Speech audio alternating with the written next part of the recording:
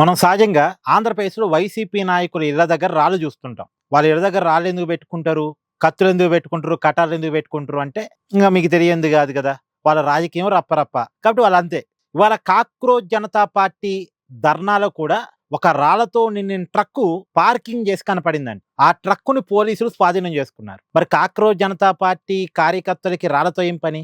అంటే పోలీసులు లాఠీలకి పని చెప్తే వీళ్ళు రాళ్ళకి పని చెప్దాం అనుకున్నారా? తప్పు కదా మరి ఇది. ముందే రాళ్ళతోటి ఏదో ఒక విధ్వంసం క్రియేట్ చేద్దాం అనుకోవటం తప్పు కదా! ఇప్పుడు రేపొద్దున పోలీసులు లాఠీ చార్జ్ చేశారనుకోండి, పోలీసులు కాల్పులు జరిపారనుకోండి, మనమంతా ఖండిస్తాం.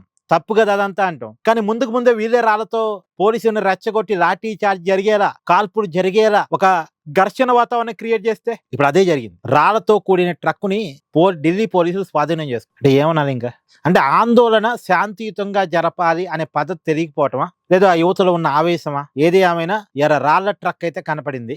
అదే ట్రక్కు పోలీసులు కనిపెట్టారు. దాన్ని తమ అదుపులోకి తీసుకున్నారు. ఉద్యమం అదుపు తప్పే అవకాశం ఉంది అనే అంచనా మేరకు ఇదంతా జరిగింది.